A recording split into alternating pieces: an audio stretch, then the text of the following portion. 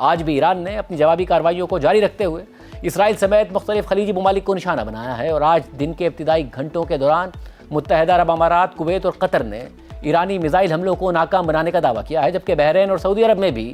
حملے رپورٹ ہوئے ہیں جن میں انرجی انفراسٹرکچر کو مزید نقصان پہنچنے کا خدشہ ظاہر کیا جا رہا ہے۔ قطر نے حالیہ حملے میں 17 بیلسٹک میزائل اور 6 ڈرونز ناکام بنانے کا دعویٰ کیا ہے، جبکہ متحدہ عرب امارات کا کہنا ہے کہ اس نے ایران سے داغے گئے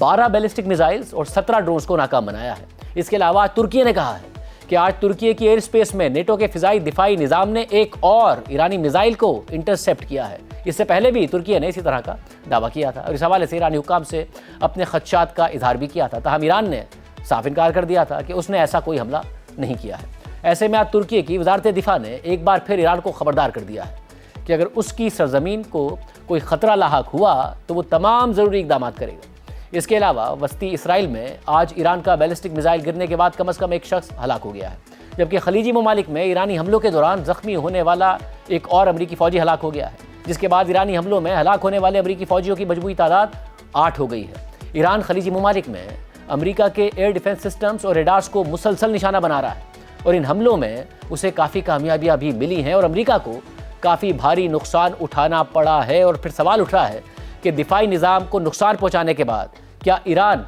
اسرائیل میں بھی اور امریکہ کی جو بیسز موجود ہیں خطے میں ان پر بھی زیادہ بہتر انداز میں حملہ کر پائے گا، کیونکہ یہ نظام متاثر ہو گیا ہے۔ اہم بات یہ ہے کہ خلیجی ممالک میں امریکی اہداف پر حملوں کے دوران ایران کو ملنے والی غیر معمولی کامیابیوں کے حوالے سے مسلسل یہ رپورٹ سامنے آ رہی ہیں کہ روس کا ان میں اہم کردار ہے۔ حالانکہ روس بظاہر اس کشیدگی میں براہ راست شامل نہیں ہے، تاہم مختلف رپورٹس میں یہ دعویٰ کیا جا رہا ہے کہ روس ایران کو امریکی فوجی اہلکاروں اور تنصیبات کو نشانہ بنانے کے لیے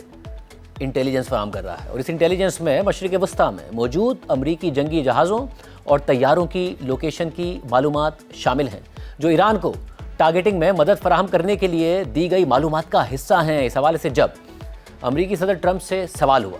تو ٹرمپ نے سوال کرنے والے صحافی کو ہی ڈانٹ دیا اور کہا کہ کتنا بے وقوفانہ سوال ہے جو اس وقت پوچھا جا رہا ہے۔ اس کے علاوہ جب امریکہ کے وزیر جنگ پیٹ ہیگسیٹ سے یہی سوال ہوا تو انہوں نے بھی واضح جواب نہیں دیا اور کہا کہ ہم ہر چیز پر نظر رکھے ہوئے ہیں، ہمارے کمانڈر ہر چیز سے واقف ہیں، ہم جانتے ہیں کہ کون کس سے بات کر رہا ہے، وہ کیوں بات کر رہا ہے، یہ ہمارا کام ہے، لہٰذا ہم اس بارے میں فکر مند نہیں ہیں۔